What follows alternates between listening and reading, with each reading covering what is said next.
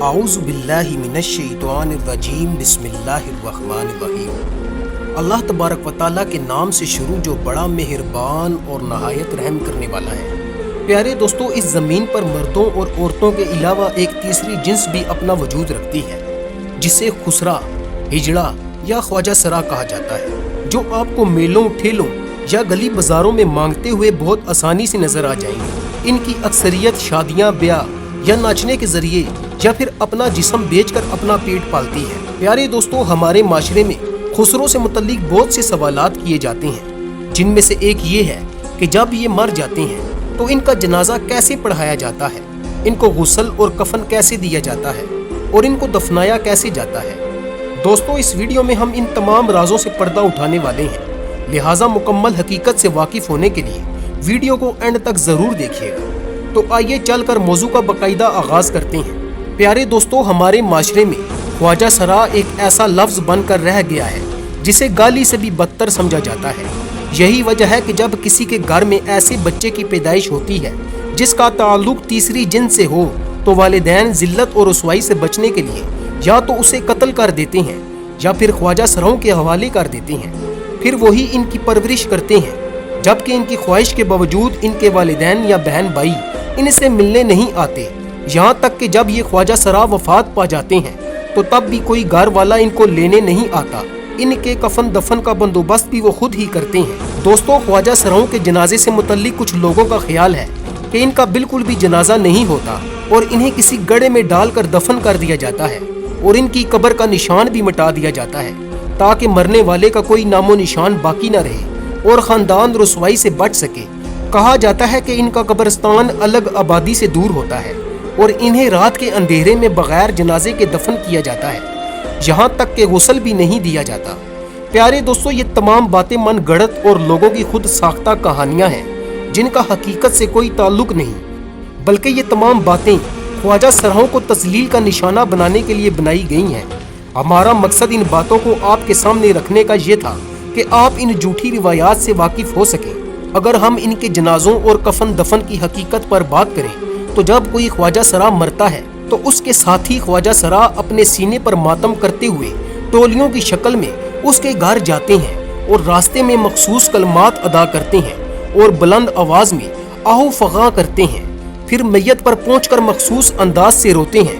اس کے بعد میت کو غسل دیا جاتا ہے اور یہ غسل اسی طریقے سے دیا جاتا ہے جیسے عام مسلمان کو دیا جاتا ہے۔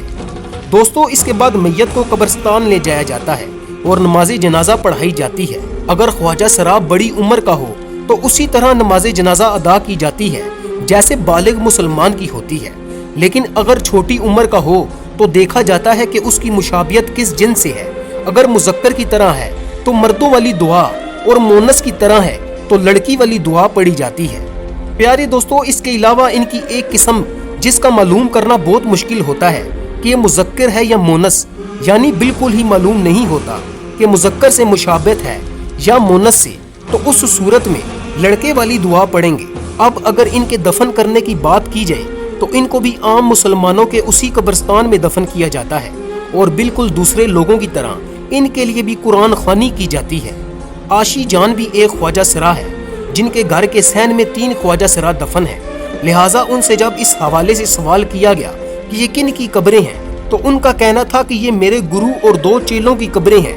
جب اس سے پوچھا گیا کہ قبرستان میں دفن کیوں نہیں کیا گیا، کیا کسی پابندی کا سامنا تھا، تو انہوں نے بتایا کہ ایسا کچھ نہیں تھا، نہ ہی کسی عالم یا مفتی کا کوئی فتویٰ تھا، بلکہ یہ میری مرضی اور خواہش تھی، کیونکہ میں ان سے کبھی دور نہیں جانا چاہتی تھی، وہ میرے محسن تھے، اسی لیے انہیں اپنے گھر میں دفن کیا۔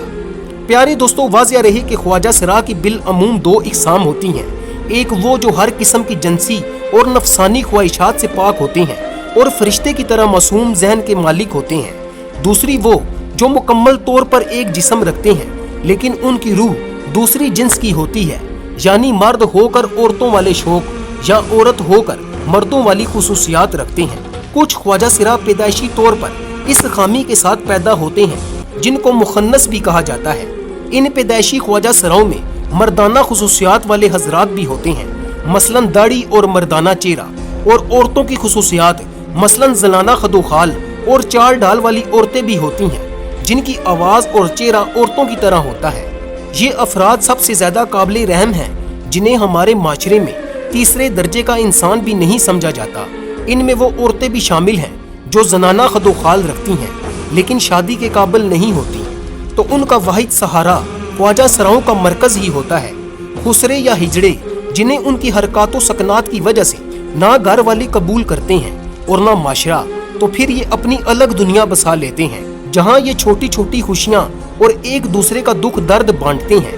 ان میں کوئی ریما، کوئی ریشم، کوئی مالا اور کوئی انجمن ہوتی ہے۔ ان کی اپنی اتھارٹی اور رسم و رواج ہوتے ہیں جن کے تحت یہ زندگی گزارتے ہیں۔ یہ لوگ معاشرے سے الگ رہنا پسند کرتے ہیں، خواتین جیسا لباس پہنتے ہیں، مصنوعی بال اور میک اپ کی اشیاء کا زیادہ استعمال کرتے ہیں جو انہیں عام لوگوں کے لیے قابل توجہ بناتا ہے۔ پیارے دوستو، یہ لوگ عام طور پر ٹولیوں میں رہتے ہیں۔ ہر ٹولی کا لیڈر گرو کہلاتا ہے اور جس گھر میں یہ رہتے ہیں اسے ڈیرا کہا جاتا ہے۔ یہ صبح سے شام تک سڑکوں پر تالیاں بجا بجا کر ایک خاص انداز میں لوگوں سے پیسے مانگتے ہیں، شادی بیاہ میں بغیر دعوت کے پہنچ جاتے ہیں، بچوں کی پیدائش پر گانے گاتے ہیں اور اس کے عوض رقم طلب کرتے ہیں تاکہ اپنا پیٹ پال سکیں۔ اپنی کمائی میں سے کچھ حصہ گرو کو دیتے ہیں جس سے گرو کا ڈیرا چلتا ہے۔ وہ چیلوں کی فلاح و بہبود اور چھوٹے موٹے مسائل حل کرتا ہے۔ کوئی بھی گرو کرائے کے مکان میں نہیں رہتا بلکہ اس کا اپنا مکان ہوتا ہے جو اسے اپنے پچھلے گرو سے وراثت میں ملتا ہے۔ اگر لاہور کی ہیرا منڈی کی بات کی جائے تو تقریباً 2000 خواجہ سرا وہاں رہائش پذیر ہیں جن کی صحت، تعلیم اور خوراک پر کوئی خاص کام نہیں ہو رہا۔